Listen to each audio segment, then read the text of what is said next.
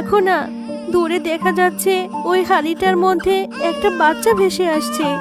তুমি তাড়াতাড়ি যাও না, ওই বাচ্চাটাকে ধরে নিয়ে আসো, না হলে যে মরে যাবে। তাড়াতাড়ি যাও গো, বাচ্চাটাকে এনে আমার কাছে দাও। না জানি কার বুকের মানিকে এভাবে ভাসিয়ে দিয়ে। আর কাঁদিস নে মা, আর কাঁদিস নে। তোর বাবাকে যে পাঠালাম তোর জন্য খাবারের ব্যবস্থা করতে, না জানি তোর বাবা কোথায় গিয়েছে ঝড়ের মধ্যে, কি করছে। আমার যে খুব দুশ্চিন্তা হচ্ছে। হাই মা, আমার কোলে আয়। এখন আমি তোকে নিয়ে কোথায় যাব?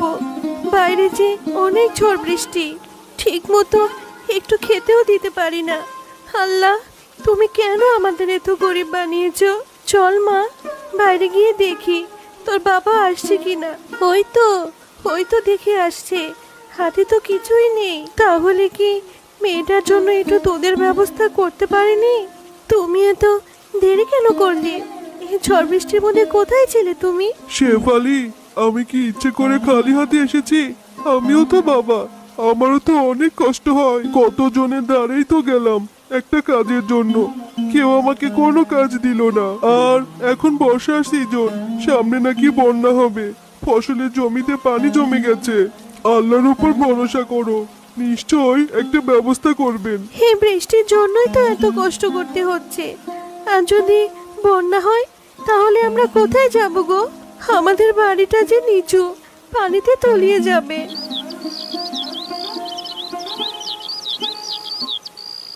পাশের গ্রামে বাস করত মন্টু শিয়াল ও মুন্নি শিয়ালিনী। তাদের একমাত্র মেয়ে ছিল মিনা। হ্যাঁ গো, বাইরে যে বৃষ্টি হচ্ছে, মনে হচ্ছে এই বৃষ্টি আর থামবেই না। তুমি বাইরে গিয়ে দেখো না আমাদের কলা বাগানের কি অবস্থা। বউ, আমি এটা নিয়ে ভেবে দেখেছি, আমাদের জমির ফসলগুলো তুলে পাশের গ্রামের বন্যার্থদের সাহায্য করব, আর কলা গাছ দিয়ে একটা বাড়ি বানাবো, যেন সবাইকে আশ্রয় দিতে পারি। হ্যাঁ গো, কথাটা তুমি মন্দ বলনি। আমি শুনেছি পাশের গ্রামে নাকি অনেক পশুরা মারা যাচ্ছে। তুমি তাড়াতাড়ি করো গো, তুমি কলা গাছ কেটে তাড়াতাড়ি একটি ভাসমান বাড়ি বানাও। এরপর মন্টু শিয়াল দায় নিয়ে কলা গাছ কাটতে যায় আর অনেকগুলো গাছ কেটে বাড়িতে নিয়ে আসে। তুমি ঠিকই বলেছ গিন্নি, এখন না কাটলে কলা গাছগুলো পচে যেত। এই কলা গাছগুলো দিয়ে আমি একটাই বাড়ি বানাবো, যেটা পানিতে ডুববে না। ওগো, আমাদের ঘরের মধ্যে যে পানি ঢুকে গেছে, বন্যা শুরু হয়ে গেছে আমাদের গ্রামে। মেয়েটা কিভাবে কাঁদছে, ভেবেছিলাম না খেয়ে মরতে হবে, এখন তো দেখি জলে ডুবেই মারা যাব আমরা। ওগো, মেয়েটাকে নিয়ে কোথায় যাব এখন? শেফালি, মেয়েটাকে নিয়ে বাইরে চলো, গিয়ে দেখি বাইরে কোনো ব্যবস্থা করতে পারি কিনা। যদি আমরা কোনো উঁচু জায়গায় উঠতে পারি তাহলে হয়তো আমরা প্রাণে বেঁচে যাব। ওগো, বন্যার জল তো শুধু বাড়ছেই, এখন আমরা এই বাচ্চাকে নিয়ে কোথায় যাব? আমরা তো এই বাচ্চাটাকে নিয়ে সাঁতরেও কোথাও যেতে পারবো না। তুমি কিছু একটা করো না, আমার মেয়েটা যে মরে যাবে, আমরাও তো মরে যাব। আল্লাহ, তুমি আমাদের সাহায্য করো, সাহায্য করো। আমার মেয়েটাকে যে আমরা কিছুতেই হারাতে চাই না। আমার মেয়েটা যে এমনিতেই না খেয়ে আছে 2 দিন ধরে। তুমি একদম কেঁদো না বউ, তুমি একদম চিন্তা করো না, নিশ্চয় আল্লাহ কোনো এক ব্যবস্থা করবে। আমি দেখছি কিছু একটা করতে পারি কিনা। আমরা যদি মরে যাই তবু আমাদের সন্তানকে কিছু হতে দেব না। এই নাও বউ, এই হাঁড়িটা আমি ঘরের মধ্যে থেকে নিয়ে এসেছি। এই হাঁড়িটা তো জলে ভাসবে, আমার মেয়েটাকে এই হাঁড়িতে ভাসিয়ে দাও। যদি কেউ আমাদের মেয়েটাকে পেয়ে যায় তাহলে আমাদের মেয়েটা যে প্রাণে বেঁচে যাবে। আমাদের সাথে থাকলে যে আমরা ওকে বাঁচাতে পারবো না।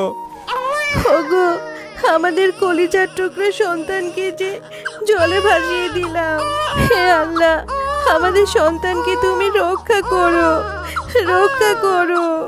যা মা, যা, তোকে যে আর ধরে রাখতে পারলাম না।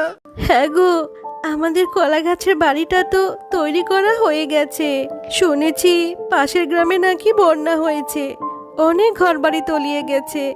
চলো না, আমাদের গ্রামের সমস্ত পশুদেরকে ডেকে আমাদের এই ভাসমান কলা গাছের বাড়ির ব্যাপারে বলি, যাতে সবার প্রাণ বেঁচে যায়। হ্যাঁ গিন্নি, তুমি কথাটা মন্দ বলনি। আমাদের গ্রামেও তো পানি চলে এসেছে। আমাদের নদীটা টইটম্বুর হয়ে গেছে ভরে। হয়তোবা আজকের মধ্যে আমাদের গ্রামে বন্যা শুরু হয়ে যাবে। চলো সবাইকে সতর্ক করি। আমরা আপনাদের সবাইকে সাহায্য করতে এসেছি। আমরা আমাদের কলা বাগানের কলা গাছগুলো দিয়ে একটি ভাসমান বাড়ি বানিয়েছি। আপনারা আমাদের সাথে আমাদের কলা গাছের বাড়িতে চলুন, সে বাড়িতে থাকবেন। না হলে যে আমরা সবাই ডুবে মারা যাব। আরে মন্টু ভাই, মুন্নি ভাবি, তোমরা না হয় পাগল হয়েছো, আমরাও কি তোমাদের মতো পাগল হয়েছি নাকি?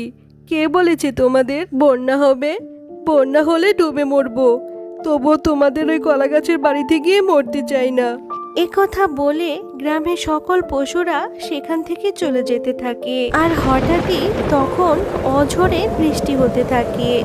আর অনেক বৃষ্টি হওয়াতে তাদের গ্রামেও পানি উঠে যায় আর বন্যা শুরু হয়ে যায়। গ্রামের কেউ আমাদের কোনো কথা বিশ্বাস করলো না। ঠিকই তো গ্রামে বন্যা হয়ে গেল। না করো, চলো না আমরা গ্রামের অন্য পশুদেরকে সাহায্য করি। ওগো, ওই যে দেখো না, দূরে দেখা যাচ্ছে ওই হাড়িটার মধ্যে একটা বাচ্চা ভেসে আসছে। তুমি তাড়াতাড়ি যাও না, ওই বাচ্চাটাকে ধরে নিয়ে আসো, না হলে যে মরে যাবে। তাড়াতাড়ি যাও গো, বাচ্চাটাকে এনে আমার কাছে দাও। না জানি কার বুকের মানিকে এভাবে ভাসিয়ে দিয়েছে। এরপর তারা বাচ্চাটিকে নিয়ে তাদের সেই কলা গাছের বাড়ির ভেতরে চলে যায়। আর তারা সেই বাচ্চাটিকে অনেক আদর করতে থাকে। কত ফুটফুটে মিষ্টি একটা বাচ্চা, ঠিক আমার মিনার মতো দেখতে। না জানি কোন বাবা মায়ের কষ্টের ধন এভাবে হাড়ির মধ্যে রেখে দিয়েছে। এই বাচ্চাটিকে আল্লাহ অশেষ রহমত করেছে, না হলে কি এভাবে বেঁচে থাকতো? মা, তাহলে তো ভালোই হলো। আল্লাহ আমাকে একটা বনু দিয়েছে। আমি এখন থেকে ওর সাথে খেলা করব। আমার একটা বোন হয়েছে। আমি অনেক খুশি হয়েছি মা। ভাই মুন্নি, মন্টু, তোদের এই কলা গাছের বাড়িতে আমাদের একটু আশ্রয় দে না রে। আমরা তোদেরকে কত অবহেলা করেছি। আমরা যে ডুবে মারা যাব, আমাদের ঘরবাড়ি যে সব তলিয়ে গেছে। কেন বাঘিনী দিদি, তোমরা না আমাদের কত কিছু বললে? আমরা কলা গাছের বাড়ি বানিয়েছি, পাগল হয়ে গেছি আমরা। এখন তো দেখছি ঠিক আমাদের এই কলা গাছের বাড়িতেই তোমাদের আশ্রয় নিতে হচ্ছে। মুন্নি বোন, আমাদের ভুল হয়ে গেছে রে, আমাদের ক্ষমা করে দে। আমাদের আসলে এমনটা করা ঠিক হয়নি। আমরা আমাদের ভুল বুঝতে পেরেছি। আমাদের বাঁচা বোন, আমাদের বাঁচা। বন্ধুরা, আমাদের ভিডিওটি ভালো লাগলে আমাদের চ্যানেলটি সাবস্ক্রাইব করে পাশে থাকা বেল আইকনটি বাজিয়ে রাখবে। সাথে থাকার জন্য তোমাদের ধন্যবাদ।